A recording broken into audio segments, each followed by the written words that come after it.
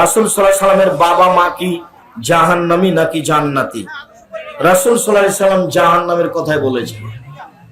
রাসূল সাল্লাল্লাহু আলাইহি সাল্লাম মায়ের জন্য সুপারিশ ক্ষমা চাওয়ার অনুমতি চেয়েছিলেন, আল্লাহ ক্ষমা চাওয়ার অনুমতি দেননি। আর নিজের চাচা চোখের সামনে ওনাকে কালেমা পড়াতে পারেননি, ও জাহান্নামে যাবে। যে সামনে যিনি লালন পালন করেছেন, ঘরে রেখেছেন, বিপদে আপদে তাকে জান্নাতে নিয়ে যাওয়া যাচ্ছে না, বাপ মা জান্নাতে যাবে না। রাসূল সাল্লাল্লাহু আলাইহি সাল্লামের পিতাকে নিয়ে আমাদেরকে অনেকে প্রশ্ন করেন। এইভাবে রাসূল সাল্লাল্লাহু আলাইহি সাল্লামকে এক ব্যক্তি প্রশ্ন করেছিল, আনাস রাদিয়াল্লাহু তাআলা আনহু থেকে হাদিস বর্ণনা, আন্না রাজুলান ক্বালা ইয়া রাসূলুল্লাহ আইনা আবি, হে আল্লাহ রাসূল, আমার পিতার গন্তব্য কোথায়? মৃত পিতা, সে কি জান্নাতি না জাহান্নামী? ক্বালা ফিন্নার। রাসূল সাল্লাল্লাহু আলাইহি সাল্লাম বললেন, তোমার পিতা জাহান্নামী। ফালাম্মা কাফা দাআহুন নবী সাল্লাল্লাহু আলাইহি সাল্লাম ফাকালা ইন্না আবি ওয়া আবাকা ফিন্নার। মুসলিম শরীফের হাদিস। নিশ্চয় আমার পিতা এবং তোমার পিতা জাহান্নামী। অর্থাৎ লোকটা প্রশ্ন করে জবাব পেয়ে চলে গেল। আল্লাহ রাসূল তাকে আবার ডাকে আনলেন, এনে বললেন আর কি। মুসলিম শরীফের 203 নম্বর হাদিস। আবু হুরায়রা রাদিয়াল্লাহু তাআলা আনহু থেকে হাদিস বর্ণনা,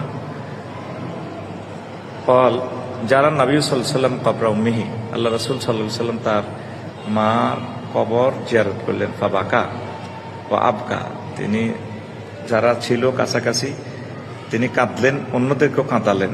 মান হাওলা, আল্লাহ রাসূলের পাশে যারা ছিলেন হুজুরের কান্না দেখে তারাও কাঁদলেন।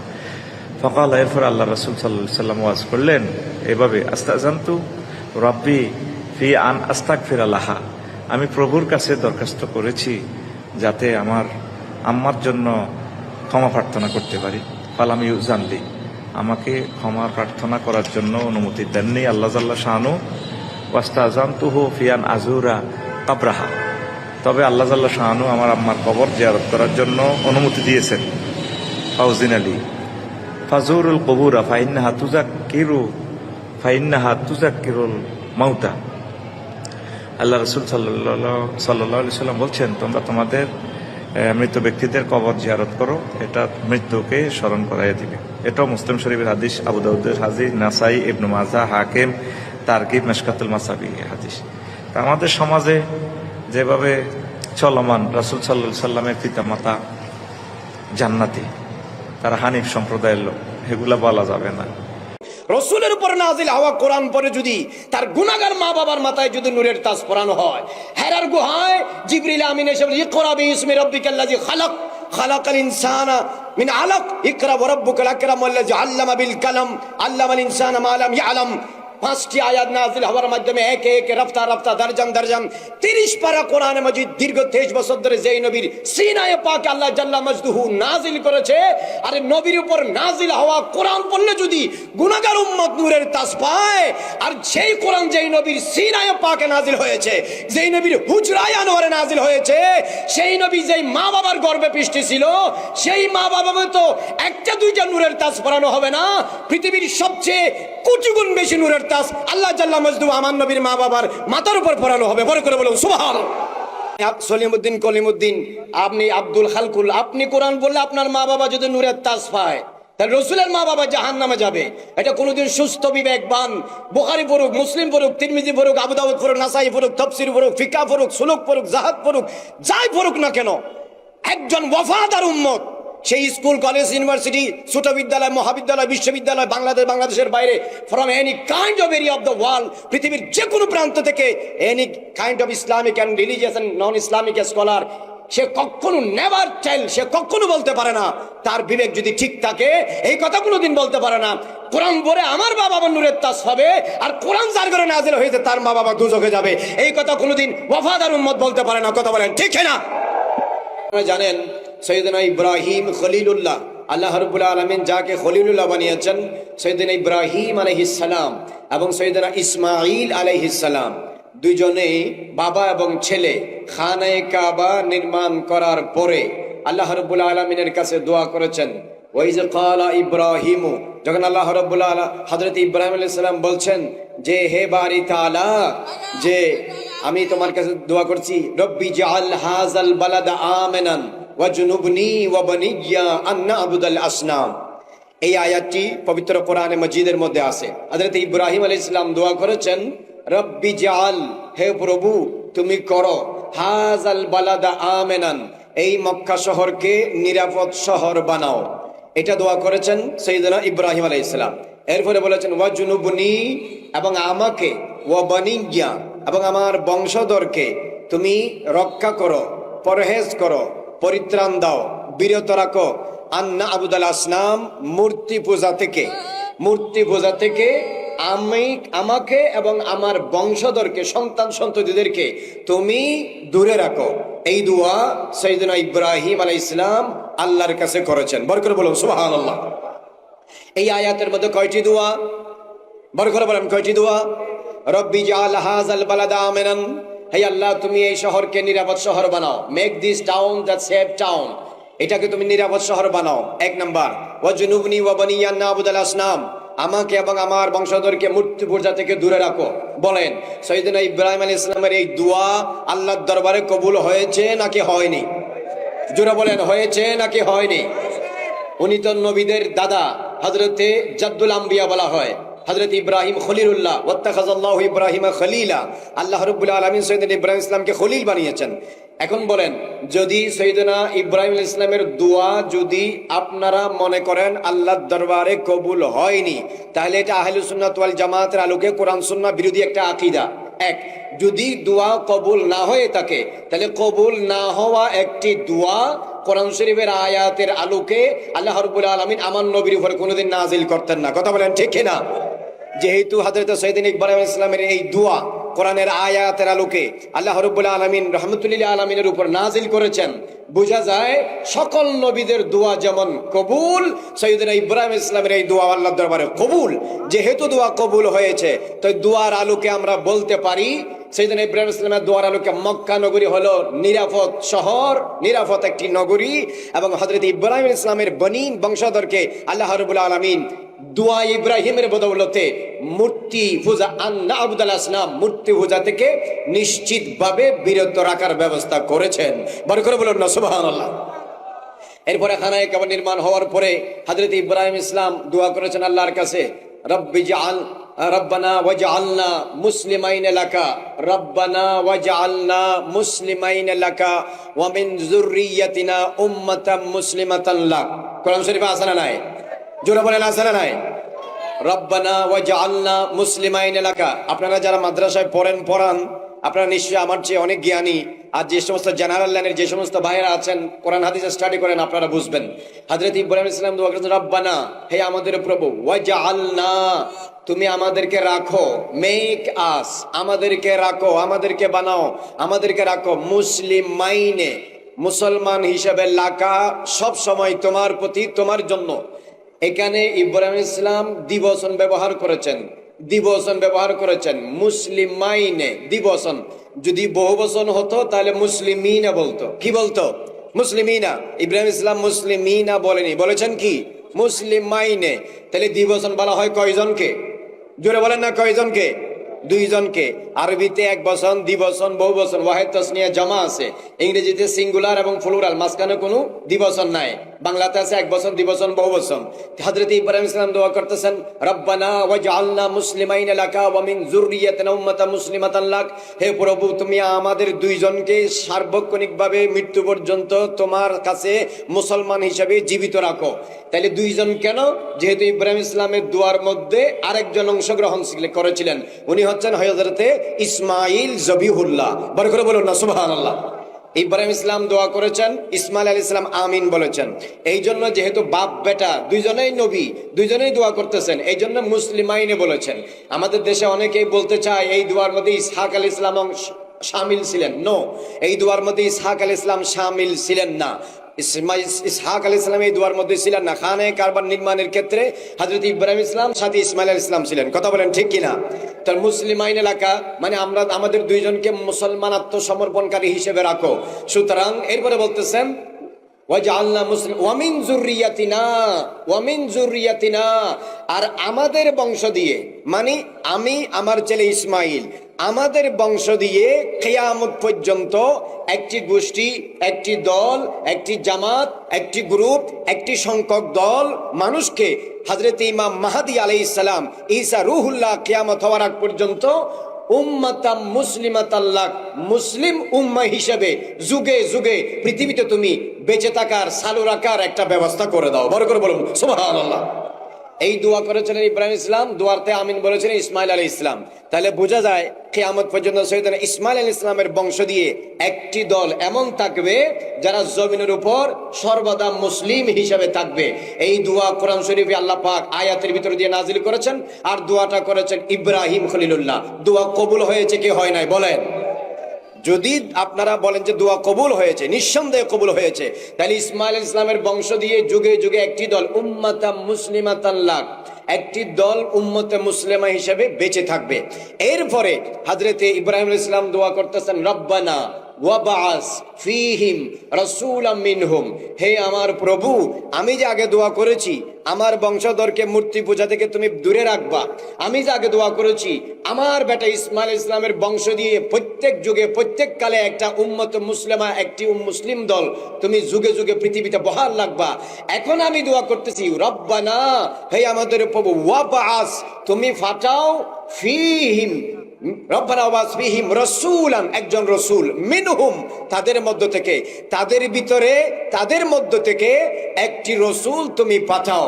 সেই রাসূল হলো রাহমাতুল লিল আলামিন, শফিউল মুজনবিন, সাইয়্যিদুল মুরসালিন, ইমামুল আউয়ালিন ওয়াল আখিরিন, দুই জাহানের বাদশা নবী, কামলিওয়ালা নবী হযরতে ইসমাইল আলাইহিস সালামের বংশ দিয়ে একজন নবী এসেছেন। উনি হচ্ছেন নবীদের সরদার, রাসূলদের তাজদার, দুই জাহানের বাদশা নবী। আর হযরতে ইসহাক আলাইহিস সালামের বংশ দিয়ে অনেক শত শত হাজার হাজার নবী এসেছেন। হযরতে ইব্রাহিম আলাইহিস সালামের দুয়ার বদৌলতে, বিনিময়ে বোঝা যায় সৈয়দনা হযরতে রাসূল করিম সাল্লাল্লাহু আলাইহি ওয়াসাল্লামের আব্বাজান আব্দুল্লাহ, রাসূল করিম সাল্লাল্লাহু আলাইহি ওয়াসাল্লামের আম্মাজান সাইয়্যিদা আমেনা রাদিয়াল্লাহু তাআলা আনহুমা মূর্তি পূজারী ছিলেন না, মুশরিক ছিলেন না, কাফের ছিলেন না, মদ পানকারী ছিলেন না, শরাব পানকারী ছিলেন না, চরিত্রহীন ছিলেন না, জালেম ছিলেন না, সীমা লঙ্ঘনকারী ছিলেন না, বেবিচারিণী ছিলেন না, হত্যা জাওয়াজকারী ছিলেন না। তারা আহলুল ফিতরা ছিল, মুওয়াহিদ ছিলেন, এবং হযরত ইব্রাহিম ইসলামের দুয়ার ফজিলতে, বরকতে তারা এক আল্লাহর একত্ববাদের অনুসারী, অনুকরণকারী ছিল। বরকত বলুন না সুবহানাল্লাহ। সুতরাং কোরআন দ্বারা প্রমাণিত হয় রাসূল করিম সাল্লাল্লাহু আলাইহি ওয়াসাল্লামের আব্বাজান সাইয়্যিদুনা আব্দুল্লাহ রাদিয়াল্লাহু তাআলা আনহু এবং রাসূল করিম সাল্লাল্লাহু আলাইহি ওয়াসাল্লামের আম্মাজান সাইয়্যিদা আমেনা রাদিয়াল্লাহু তাআলা আনহা কাফেরা ছিলেন না, মুশরিক ছিলেন না, তারা ফাসিক ছিলেন না, ফাজির ছিলেন না, বেবিচারী ছিলেন না, হত্যা জাবাজকারী ছিলেন না।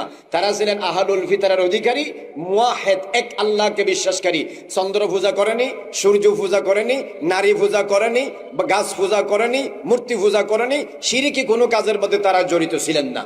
আল্লামা ইমাম কসতুলানি আল মাওয়াহিবুল লাদুনিয়ার মধ্যে, আল্লামা আব্দুল বাকি জুরকানি শারহুল মাওয়াহিবের মধ্যে, এবং আল্লামা ইমাম কাজী আয়াজ আল মালিকি আশ-শাফা বিতারিফে হুকুকুল মুস্তাফার মধ্যে, আরো অনেক কিতাবের মধ্যে আছে। রাসূল করিম সাল্লাল্লাহু আলাইহি ওয়াসাল্লাম ইরশাদ করেছেন, লাম ইয়াজুল ইয়ানকুলুনি আল্লাহু মিনাল আসলাবিল কারীমা ওয়ালা রাহামিত তাইয়্যিবা হাত্তা আখরাজানি আল্লাহু বাইনা আবওয়াইয়া। রাসূল করিম সাল্লাল্লাহু আলাইহি ওয়াসাল্লাম বলতেন, ওয়ালাম ইয়াকুন ফীহিম আহাদুন আলা সাফাহিন কুল্লুহুম নিকাহ। রাসূল করিম সাল্লাল্লাহু আলাইহি ওয়াসাল্লাম ইরশাদ ফরমাচ্ছেন, আল্লাহ রাব্বুল আলামিন আমি রাসূলকে পবিত্র সম্মানিত ফিষ্টগুলোর ভিতর দিয়ে এবং পবিত্র সম্মানিত রেহেমের ভিতর দিয়ে আমার বাবা আব্দুল্লাহ, আমার মা আমেনার মাধ্যমে পৃথিবীর কাছে আল্লাহ পাক আমাকে আসার ব্যবস্থা করে দিয়েছেন। আমার বাবা আব্দুল্লাহ থেকে সৈয়দনা আদম আলাইহিস সালাম পর্যন্ত, আমার মা আমেনা থেকে সৈয়দাতুনা হাওয়া আলাইহিস সালাম পর্যন্ত, এই দুই লাইন আপের মধ্যে যাদের ভিতর দিয়ে আমি নবী দুনিয়াতে এসেছি, কেউ মূর্তি পূজারী, কাফের, মুশরিক, ফাসিক, ফাজির, জালেম, হত্যা জাওয়াজকারী ছিলেন না। সবাই এক আল্লাহর একত্ববাদের অনুসারী এবং অনুকরণকারী ছিলেন। বড় করে বলুন সুবহানাল্লাহ, আল্লাহু আকবার।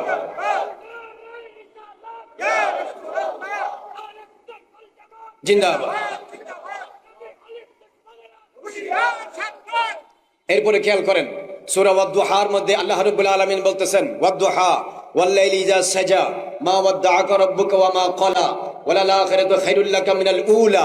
এরপরে কি? ওয়ালা সাউফা ইউতিকা রাব্বুকা ফাতারদা। এই আয়াতের তাফসিরে দুরুল মনসুর করলেন, তাফসিরে কুরতুবী করলেন, তাফসিরে তাবরী করলেন, বিভিন্ন তাফসিরে আপনি করলেন। এখানে লিখতেছে আল্লাহ রাব্বুল আলামিন আমার নবীকে কিভাবে রাজি করবেন। এই কেন তাফসিরের মধ্যে লিখতেছে আল্লাহ ইয়াদখুলা আহাদাম মিন আহলে বাইতিহিন নার। আল্লাহ রাব্বুল আলামিন আমার নবীর আহলে বাইতের মধ্যে যারা এক আল্লাহকে মানতেন, যারা মুওয়াহিদ ছিলেন, যারা ঈমানদার ছিলেন, আহলে বাইতের কাউকে আল্লাহ পাক জাহান্নামে দিবেন না।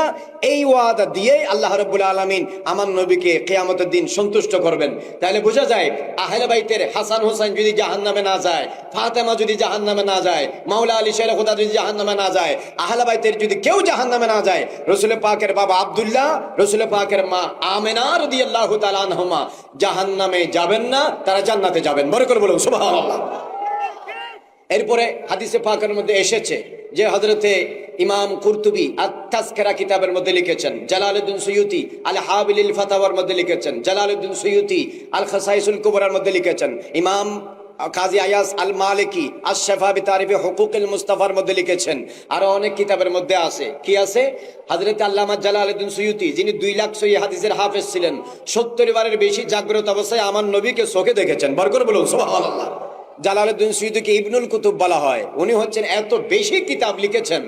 উনি যে আলফিয়াতুল হাদিস যে কিতাব লিখেছেন 1000 লাইনে, সেটা মাত্র 5 দিনই লিখেছেন, কিন্তু মানুষের এটা পড়তে বছরকে বছর লেগে যায়।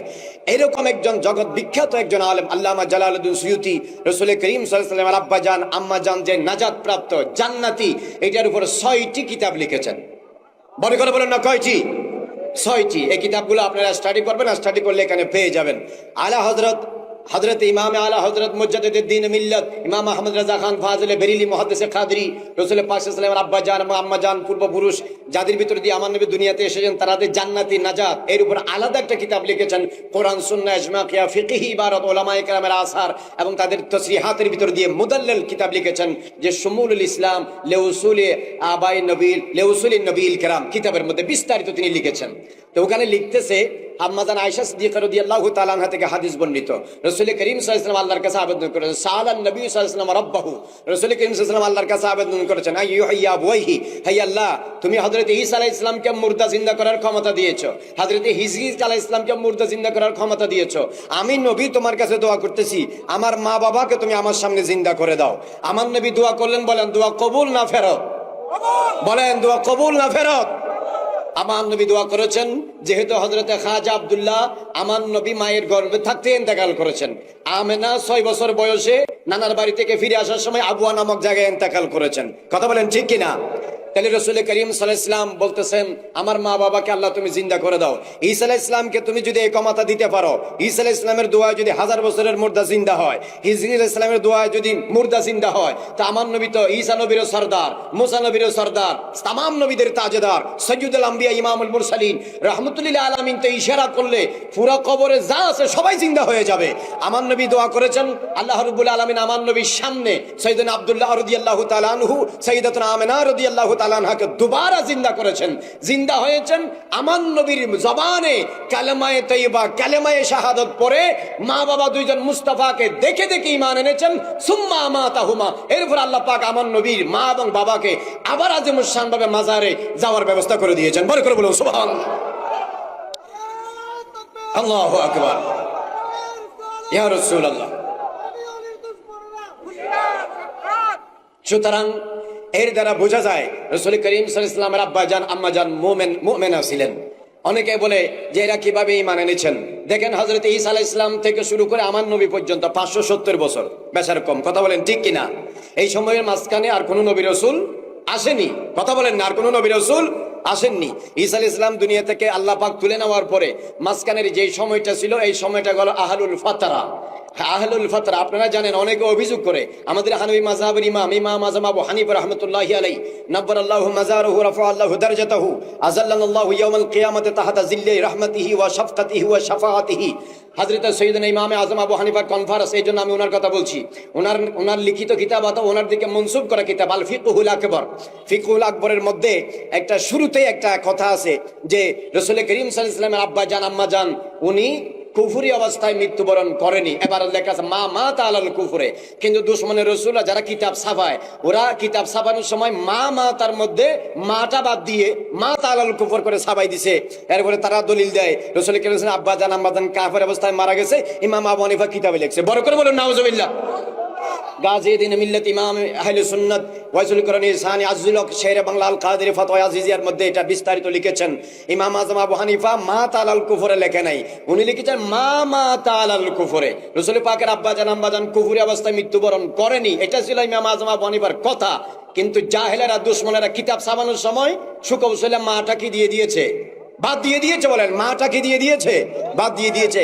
কিন্তু আপনারা এখন বিভিন্ন মক্তব থেকে যে সাবা ফিকহুল আকবর যেটা বর্তমানে মার্কেটে আছে, কাতার থেকে সাবাই, লেবানন থেকে সাবাই, ইন্ডিয়া থেকে সাবাই, বাংলাদেশ থেকে সাবাই, বিভিন্ন মক্তবে থেকে এগুলা সাবাই। এক এক সাবাই এক এক রকম দেখবেন। অনেক জায়গায় দেখবেন মা মা তালাল কুফরে লেখা আছে, অনেক সাবাতে দেখবেন মা তালাল ফাতরাতে লেখা আছে। ফাতরাত মানে কি? ফাতরাত মানে যারা নবী এবং রসুল পায়নি। কোরআন শরীফ আল্লাহ পাক বলেছেন মা কুন্না মুআযযিবিনা হাত্তা নাবাসা রাসূলা, আমি যদি কারো কাছে নবী এবং রসুল পাঠিয়ে দিনের দাওয়াত দিতে না পারি, তাহলে তারা যদি মারা যায় আল্লাহ পাক তাদেরকে জাহান্নামে দিবেন না, আল্লাহ পাক তাদেরকে জান্নাতে দিয়ে দিবেন। সুতরাং আহলুল ফাতরা হিসেবে রাসূল করিমের আব্বা জান এবং আম্মা জান একবার জান্নাতি, রাসূল করিম জিন্দা করে কালমা পড়ানোর কারণে দুইবার জান্নাতি। এই জন্য মুহাদ্দিসিন কেরাম বলেছেন হুজুরের আব্বা জান আম্মা জান জান্নাতুল ফেরদৌসে ডাবল মাকাম লাভ করবে। বড় করে বলুন সুবহানাল্লাহ। কথা বুঝতে পেরেছেন? এরপরে আরেকটা হাদিস আমি আপনাদেরকে বলি। হাদিসের কিতাবের মধ্যে আছে মান কারা আল কুরআনা, কেউ যদি কোরআন শরীফ পড়ে, ওয়াস্তাজহারাহু, কোরআন শরীফ মুখস্থ করে, ও আহাল্লা হালালাহু ও হারামা হারামাহু, হালালকে হালাল হিসেবে মেনে নেয়, হারামকে হারাম হিসেবে মেনে নেয়, অথবা আমিলা বিমা ফিহি, কোরআন শরীফের মধ্যে যা কিছু আছে সেই মোতাবেক যদি আমল করে, উলবিসা ওয়ালিদাহু ইয়াউমাল কিয়ামাতি তাজুন, উলবিসা ওয়ালিদাহু তাজান ইয়াউমাল কিয়ামাত জুহু আফদালু মিন জুই শামস ফি বুয়ুতি দুনিয়াকুম। এই হাদিস অনেক কিতাবের আছে, আপনারা যারা হেফজখানায় পড়ান বা ছাত্রদেরকে পড়ান আপনারা এই হাদিস জানেন। এখানে বলা হচ্ছে কোন ব্যক্তি যদি কোরআন শরীফ পড়ে এবং কোরআন শরীফ মুখস্থ করে এবং কোরআন শরীফের মোতাবেক আমল করে, কোরআন শরীফের হালালকে হালাল হিসেবে মানে, হারামকে হারাম হিসেবে মানে, সেই এই অবস্থায় যদি ওই ব্যক্তি মারা যায়, আল্লাহ পাক সেই ব্যক্তির বিনিময়ে তার মা বাবাকে কিয়ামতের দিন নূরের তাজ পরাবে, যেই নূরের তাজের আলো হবে পৃথিবীতে আসমানে উদিত হওয়া দিনের বেলায় সূর্যের আলোর চেয়ে বেশি। বড় করে বলুন না সুবহানাল্লাহ। কথা আপনারা বুঝবেন ভালো করে, আপনারা ভালো করে কথা বুঝবেন। আপনার ছেলে যদি হাফেজে কোরআন হয়, হামিলে কোরআন হয়, কায়েলে কোরআন হয়, ফাইলে কোরআন হয়, মুতিয়ে মুত্তাবিয়ে কোরআন হয়, কোরআন পড়ে কোরআন মোতাবেক চলে, কোরআন অনুযায়ী যদি জিন্দগি গঠন করে, তাহলে সেই ছেলের মা বাবাকে কিয়ামতের দিন আল্লাহ পাক নূরের তাজ পরাবে। বলেন কি পরাবে? জোরে বলেন না কি পরাবে? নূরের তাজ পরাবে। তাহলে এই নূরের তাজটার বৈশিষ্ট্য কিরকম?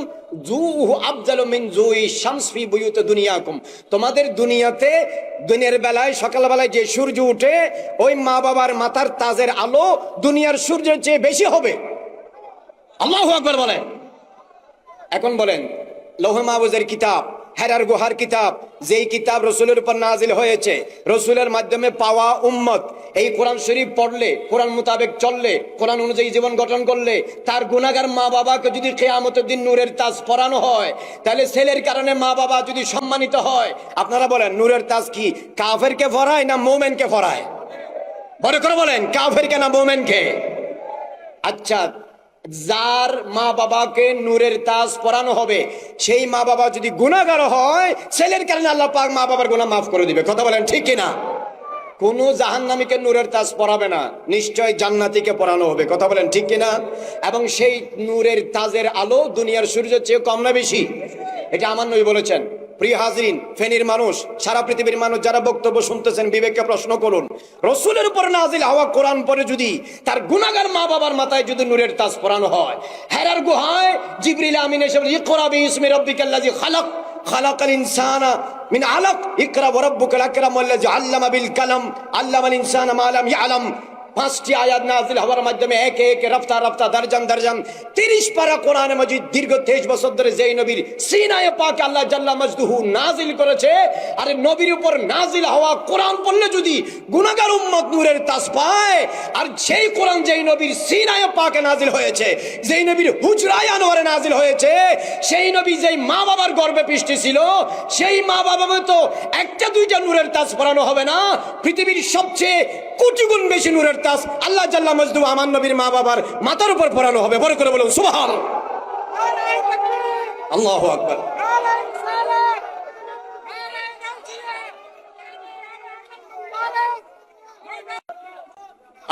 আপনারা আমার কথা বুঝেছেন? আপনি সলিমউদ্দিন কলিমউদ্দিন, আপনি আব্দুল খালকুল, আপনি কোরআন বললে আপনার মা বাবা যদি নূরের তাজ পায়, তাহলে রসুলের মা বাবা জাহান্নামে যাবে।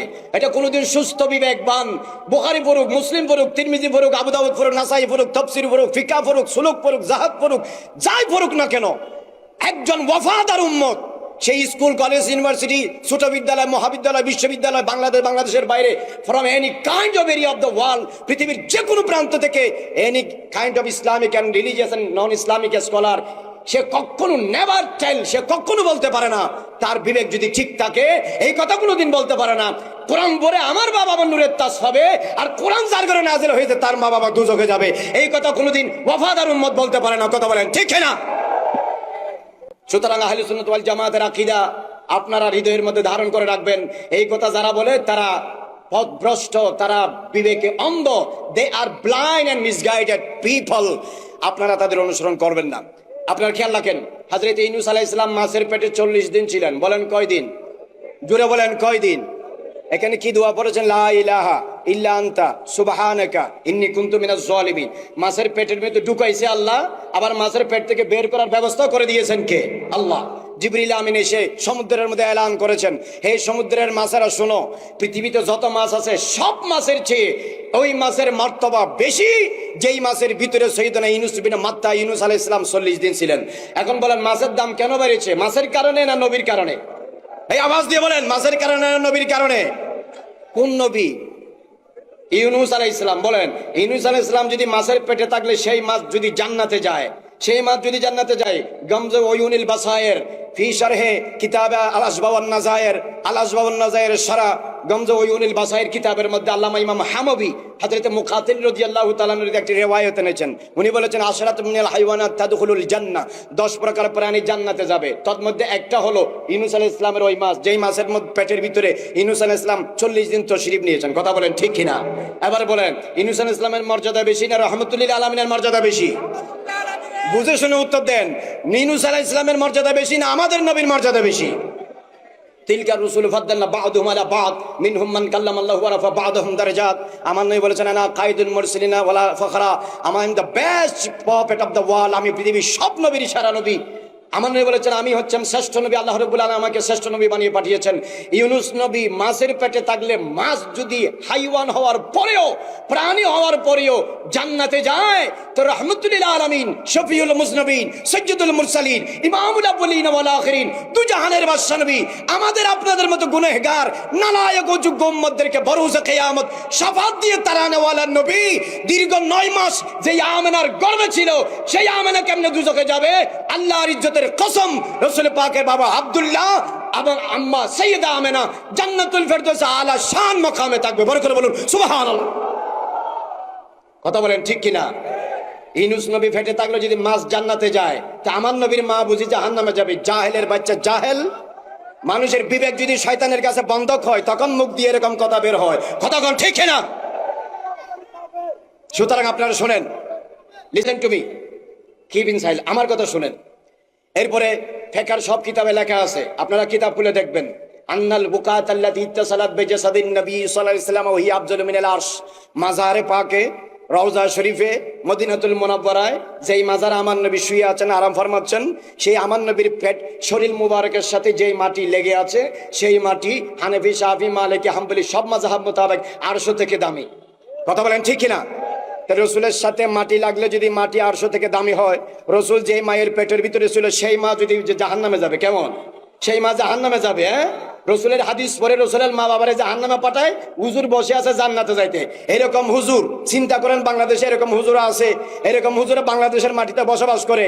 রসুলের উপর নাজিল হওয়া কোরআন পড়ে মুফাসসির হয়, রসুলের বর্ণনাকৃত হাদিস পড়ে মুহাদ্দিস হয়, রসুলের দেওয়া শরীয়ত পড়ে শরীয়তের আলেম হয়।